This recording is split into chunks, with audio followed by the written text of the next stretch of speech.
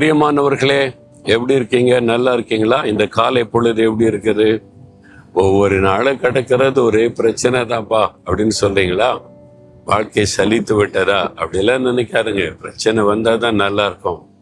பிரச்சனை போராட்டம் இல்லாட்ட வாழ்க்கை நல்லா ருசிக்காது. பிரச்சனை போராட்டம் வரட்டா இயேசுடைய அற்புதங்களை நம்ம ருசிக்க முடியுமா? அது வந்தாதான் இயேசு எனக்கு அற்புதம் செய்தார், இதெல்லாம் தாண்டி வர உதவி செய்தார்னு சொல்ல முடியும். பாருங்க, இந்த இடத்துல ஒரு கட்டடத்தை பார்க்கீங்களா? ரொம்ப பழமையா பாழடைந்து போன நிலைமையில இருக்குதுல்ல. நான் சொன்னல, தனுஷ்கோடி இந்த இடத்துல புயல் வந்து ஒரு அழிவு உண்டாச்சுன்னு. 40 வருஷத்துக்கு முன்னால இந்த கட்டடம் ஒரு போஸ்ட் ஆபீஸ். இந்த இடத்துல ஒரு பெரிய ஊர் இருந்திருக்கிறது. இந்த மக்கள் பயன்படுத்தக்கூடிய போஸ்ட் ஆபீஸ், தபால் நிலையம் இது.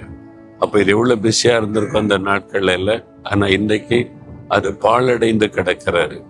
காரணம், ஒரு புயல் வந்தது, அதனால கடல் கொந்தளித்து அழிவு ஏற்பட்டு இன்றைக்கு அதனுடைய சிதிலங்கள் தான் இங்கே இருக்கிறது. சிலருடைய வாழ்க்கையில இந்த புயல் வீசும் போது, கடல் கொந்தளித்து சேதம் உண்டாக்கும் போது அவனுடைய வாழ்க்கையை அழிந்து போகிறதை பார்க்கிறோம். ஆனா ஆண்டவர் இயேசு கூட இருந்தா அவர் அரணாக இருப்பார், பாதுகாப்பாக இருப்பார். புயல் கடந்து போய்விடும், நம்ம சேஃபா இருப்போம். ஆபத்து கடந்து போய்விடும், நம்ம பாதுகாப்பாக இருப்போம். நீங்க இயேசுக்குள்ள இருக்கிறீங்கல்ல, அவரோடு கைப்பிடித்து நடக்கிறீங்கல்ல. இயற்கை எல்லாம் அவருக்கு கட்டுப்பட்டது. அவர் தான் அதை சிருஷ்டித்தார். கடலை கூட இம்மட்டுவா மிஞ்சி வராதுன்னு சொன்னாங்க, நிற்கும். அலைகளை பார்த்து இறையாத அமைதலா இருந்தா அது அமைதலாகிவிடும். காற்றை பார்த்து அமைதியா இருன்னு சொல்லிட்டா காற்று அமைதியாகிவிடும். என்னால் எல்லாவற்றையும் சிருஷ்டித்து தன் கைக்குள்ளே வைத்திருக்கிறவர், அவர் மூலமாக தான் எல்லாமே சிருஷ்டிக்கப்பட்டது என்று வேதத்துல நம்ம வாசிக்கிறோம்ல. சரி, இந்த நாள்ல ஆண்டவர் எனக்கென்று பிரத்யேகமா என்ன வசனம் வைத்திருக்கிறார் நினைக்கிறீங்களா? ஏசாயா தீர்க்கதரிசன புஸ்தகம் 58ஆம் அதிகாரம் 11வது வசனத்துல, நீ நீர்ப்பாய்ச்சலான தோட்டத்தை போலவும் வற்றாத நீரூற்றை போலவும் இருப்பாய் என்று சொல்லார். என் மகனே, என் மகளே, நீ நீர்ப்பாய்ச்சலான தோட்டத்தை போல இருப்பாய், வற்றாத நீரூற்றை போல இருப்பாய். அப்படின்னா, ஒரு தோட்டம் இருக்குன்னு வைங்களேன், பக்கத்துல ஒரு நல்ல ஆறு ஓடுகிறது, நீர் நிலை நல்லா இருக்குது அப்படின்னா அந்த தோட்டம் செழிப்பா இருக்கும். ஆனா சில இடங்களுக்கு போகும்போது வறண்டு கிடக்கும். நான் ஒரு சமயம் அமெரிக்கா தேசம் போயிருந்த போது, சான் பிரான்சிஸ்கோல இருந்து லாஸ் ஏஞ்சல்ஸ் பட்டணத்திற்கு காரிலே பிரயாணப்பட்டு போனோம். கூட்டி கொண்டு போனாங்க. பல மணி நேரம் டிராவல் போனா, அந்த ரோட்ல 2 பக்கமும் பெரிய தோட்டம் இருந்ததுக்கான அடையாளம் இருக்குது. மரங்கள்லாம் இருக்கிற எல்லாம் காய்ந்து போய் கிடக்கிறாரு. அப்படியே காய்ந்து பலனற்று கிடக்கிற அந்த காய்ஞ்ச போன தோட்டம் தெரியல. ஏன் இப்படி இருக்குது என்பதாய் கேட்டேன். இங்க வறட்சி, மழை இல்லை, தண்ணீர் இல்லாததுனால இதெல்லாம் வறண்டு போனது. ஆயிரக்கணக்கான ஏக்கர் பெரிய தோட்டங்கள் வருமானம் கொடுத்தது, செழிப்பா இருந்தது, வறண்டு போயிட்டு.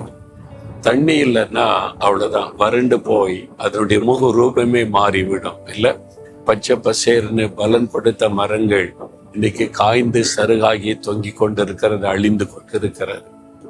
அந்த மாதிரி என் வாழ்க்கை இருக்கிறது. நீங்க கலங்குறீங்களா? இல்ல, உங்க வாழ்க்கை அப்படி கிடையாது. ஏன்னு சொன்னா, ஆண்டவர் வாக்கு கொடுத்திருக்கிறார், நீ நீர் பாய்ச்சலான தோட்டத்தை போல இருப்பாய். நல்ல தண்ணீர் வருது, நீர் பாய்ச்சல் இருக்குன்னா அந்த தோட்டம் செழிப்பா இருக்குல்ல, பச்சை பசேர்னு பலன் கொடுக்கும்ல. ஆண்டவர் சொல்றாரு, என் மகனே, மகளே, நான் நீர் பாய்ச்சலான தோட்டத்தை போல உன்னை வைத்திருக்கிறேன் என்பதாய். பிறகு எதற்கு நீ கலங்கணும்? அவர் நீர் பாய்ச்சலான தோட்டம், ஒரு செழிப்பான தோட்டம் உங்க வாழ்க்கையில செழிப்பாக்கி தருவார். எங்கெங்க ஒரே வறுமையா இருக்கு, கடன் பிரச்சனையா இருக்கு, பண தேவை, நெருக்கம், எல்லா பக்கமும் நெருக்கப்பட்டு வறண்டு போய் தான் கிடக்குறேன்னு நினைக்கிறீங்களா?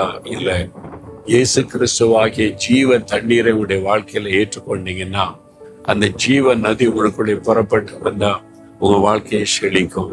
அதனால ஆண்டவரை ஜீவ தண்ணீர் ஆகிய நீர் என் வாழ்க்கையில வரணும். ஆண்டவரை ஜீவ தண்ணீர் ஒரு ஆறாக பெருக்கெடுத்து ஓடும்படி எனக்குள்ள இந்த ஆவியானுடைய வல்லமை பெருக்கெடுத்து வரணும் அப்படின்னு நீங்க ஜெபித்து வேண்டிக் கொள்ளும் போது அந்த சூழ்நிலை கர்த்தர் மாற்றி செழிப்பாக உங்களுடைய வாழ்க்கையை மாற்றுவார். நீர் பாய்ச்சலான தோட்டத்தை போல உங்களை மாற்றுவார். இந்த வறண்ட சூழ்நிலை மாறும், கருகி போன சூழ்நிலை மாறும், செழிப்பாக உங்களுடைய வாழ்க்கை மாறிவிடும். இன்றைக்கு அந்த விசுவாசத்தை ஆண்டவரே, நீங்க தான் ஜீவ தண்ணீர், பரிசுத்த ஆவியானவர் ஜீவ நதி என் வாழ்க்கையில வரட்டும். எனக்குள்ள ஒரு நீங்க வாக்கு கொடுத்தபடி செழிப்புண்டாகட்டும் நிச்சயமிங்க. இந்த வறட்சியான வறுமை, கடன் பிரச்சனை, பண தேவைகள், நெருக்கங்கள் எல்லாம் நீங்கி ஒரு செழிப்பான வாழ்க்கையை கர்த்தர் உங்களுக்கு தருவதை நீங்க கட்டாயம் பார்ப்பீங்க. நீங்க இந்த ஆசீர்வாதத்தை காண்பீங்க. அநேக ஆண்டுகளுக்கு முன்னால நான் ஒரு ஊருக்கு போயிருந்த சமயம், வாக்கிங் போன போது ஒரு தாயார் ஓடி வந்து எங்க வீட்டுல ஒரு ஜெபம் பண்ணுங்க ஐயான்னு சொன்னாங்க. நான் போன போது ஒரு சின்ன கடை முன்னால வச்சிருந்தாங்க. பக்கத்துல ஒரு ரூம் இருக்கிற ஒரு வீடு தான். அவங்க உட்கார வைக்கிறதுக்கு சேர் கூட கிடையாது. அவங்க ஒரு பழைய பாயை விரிச்சாங்க. இதுதான் ஒரு எளிமையான நிலைமை, வறட்சியான ஒரு வாழ்க்கை. ஆனா விசுவாசத்தோடு தினமும் தேவாலயத்துல போய் தவறாம ஜெபம் பண்ணுவாங்களாம். நான் உங்களுக்காக ஜெபித்து விட்டு வந்தேன். பிள்ளைகள் இருந்தாங்க. அந்த ஏழை தாயார் ஒரு வறண்டு போன ஒரு வாழ்க்கை. அந்த சின்ன கடையில என்ன வியாபாரம் நடக்கிறதோ 5 or 10 அதை வச்சு வாழ்க்கையை நடத்தி கொண்டு இருந்தாங்க. காலங்கள் கடந்தது. ஒரு நாள் வந்தது, அவருடைய பிள்ளைகள் ஆசீர்வதிக்கப்பட்டு பெரிய ஃபேக்டரி, பெரிய பிசினஸ், செழிப்பு, பெரிய வீடு அதே இடத்துல கேட்டுக்கிட்டாங்க. இப்ப பார்த்தா செழிப்பு, ஆசீர்வாதம். ஐயா, ஆண்டவர் எங்களை ஆசீர்வதித்திருக்கிறார். ஒரு காலத்துல வறண்டு போன வாழ்க்கை, பண கஷ்டம், நெருக்கம், சாப்பாட்டு கூட வழி இல்லாத நிலைமை, ஆண்டவரை உறுதியாய் பற்றி கொண்டு ஜீவ தண்ணீராகி இயேசுவை தன்னுடைய வாழ்க்கையில இடம் கொடுத்து தினந்தோறும் தேவாலயத்துல முழங்கால் படியிட்டு ஜெபிப்பாங்களாம்.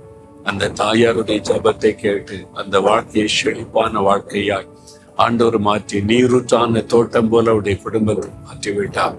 உங்க வாழ்க்கையை மாற்றுவார். இயேசுவை உறுதியா பற்றி கொள்ளுங்க. இப்ப இருக்கிற நிலைமை குறித்து கலங்காதுங்க. இனி வரப்போகிற ஆசீர்வாதத்தை நோக்கி பாருங்க. உங்களுடைய வாழ்க்கை ஒரு வற்றாத நீரூற்றாக இருக்கும். ஒரு அழகான தோட்டமாய், வசந்தமான தோட்டமாய் மாறும். விசுவாசத்தோடு செப்பீங்க, இயேசுவே எங்க குடும்பத்தையும் என் வாழ்க்கையும் வறண்டமான வாழ்க்கையை செழிப்பான வாழ்க்கையாய் மாற்றமாலே முடியும். இயேசுவின் நாமத்திலிருந்து செழிப்பும் நன்மையும் குடும்பத்தில் உண்டாகட்டும். நீர் பாய்ச்சலான தோட்டத்தை போல ஆக்குவேன்னு சொன்னீங்க. என் குடும்பத்தை, என் வாழ்க்கையபடி மாற்றுங்க. இயேசுவின் நாமத்தில் ஜெபிக்கிறேன் பிதாவே. ஆமென், ஆமென்.